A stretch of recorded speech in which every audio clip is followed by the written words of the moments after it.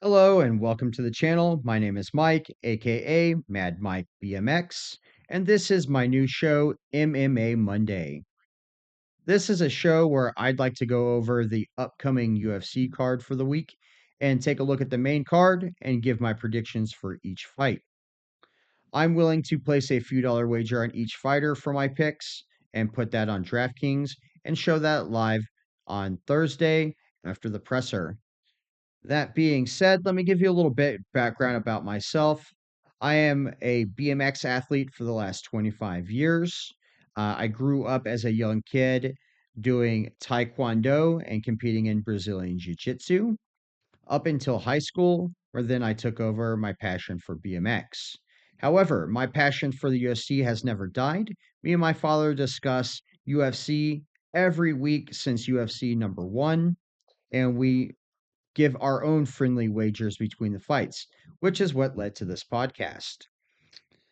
That being said, we're going to start this week with UFC 307, which is Alex Pereira versus Khalil Roundtree. I have the five main fights pulled up on the screen here. I'm going to quickly go over each fight and tell you who I think is going to win. I do like to watch the Thursday pressers just to see if anybody had a horrible weight cut, if anybody's playing any mental games before I lock in my final decision, which I will do another podcast on Thursday to go over that and show you the DraftKings picks. That being said, let's dive into this a little bit. Let's start with this bottom fight right here with Kevin Holland and Roman Dolidze. I'm sorry if I mispronounced that, Roman. However, let's take a look at these stats, guys. And it looks like just from their overall, Kevin Holland's a little younger, same height, same weight, but with 5-inch reach advantage. Kevin Holland's known to have that really long reach in this weight class, which makes him very deadly on the stand up, which is where every fight is going to start. That being said, with 5-inch reach advantage, I feel like Roman is going to go for those level changes quite a bit to get within the void or within the guard of Kevin Holland. However, Kevin Holland is tremendous on his ground game. With that being said, I will have to lean towards the real life Batman and give it to Kevin Holland on this one. When it comes to the women's bantamweight that we see right above that on the screen is we're not even actually going to discuss this one. It's Kayla Harrison. She is a savage. She is, in my opinion, going to be the new Amanda Nunes. I'm expecting her to just dominate, masterclass.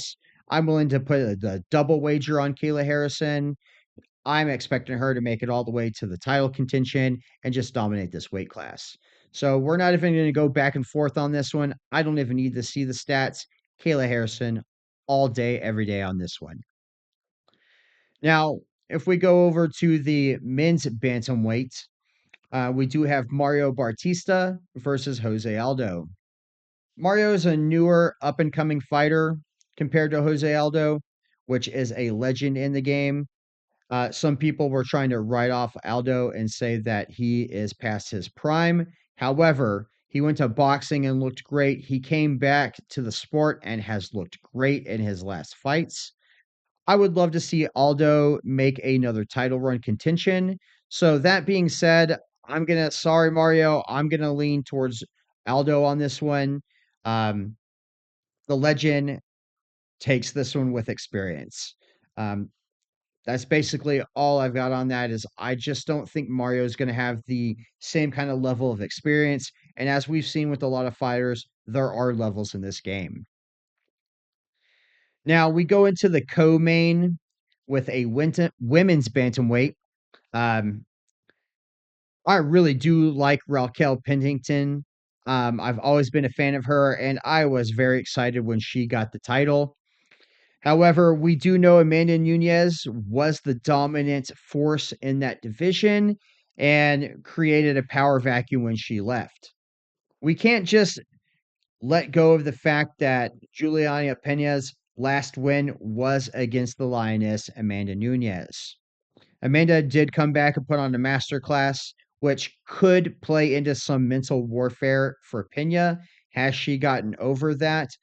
Has she gotten over the defeat, let alone the no third contest there? Amanda retiring, that could play it. She could. She's still savage. She could come and get this belt.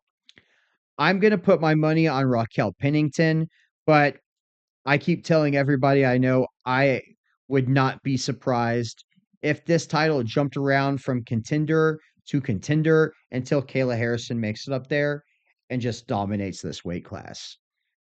Um, again, my money is going to go on Pennington. I've been a big fan of her, and I do like her as the title holder.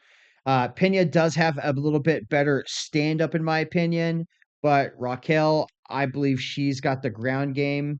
I don't think this is actually going to be a finish. I feel like this is going to go the distance. Some people are going to find it boring. I feel like there's going to be a little bit of a technical exchange on the ground. 5 rounds goes to Pennington. When it comes to this main fight here, Alex Pereira versus Roundtree, I've heard some crazy things from Roundtree's team talking about Alex Pereira has sloppy stand up. Those are big words, especially when you're describing somebody who is one of the best kickboxers to do it, two-time or two division weight champion in Glory, and then came over and got 2 belts in the UFC with the stand up. Um, Pereira has that power to keep Roundtree at bay, and with those leg kicks, if those come into play like they have any of the other fights, Pereira is going to get this one. However, when they do say he has sloppy stand up, I wouldn't call it sloppy. Alex Pereira does stand up high with his chin up in the air. This can cause KO punches to land, and we do see him taking some damage. So if Khalil Roundtree can come in here quick, get in some power punches, and actually land them, yes, he can get a knockout win. We've seen Izzy do it. Izzy's a much lighter guy that has that lightning striking.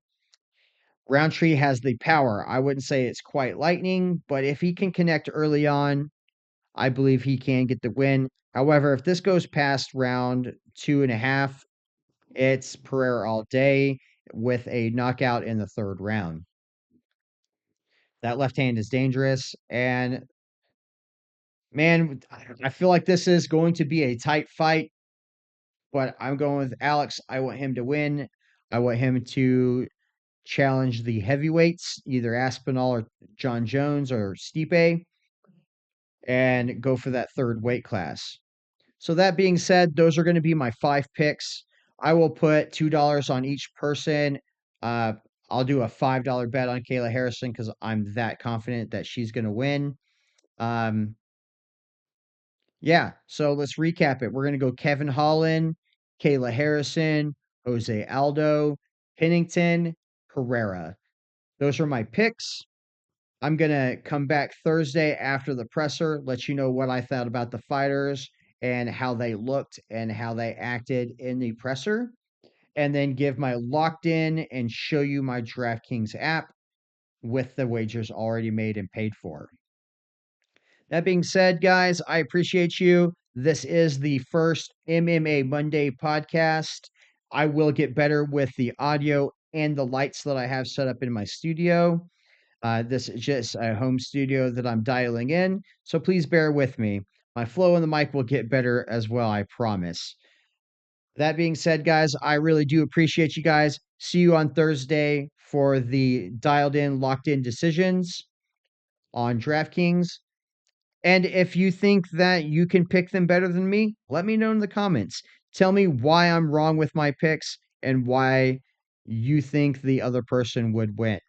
I would be more than thrilled to go over those on Thursday and give a rebuttal. Again, thank you guys, and I'll see you in a few days.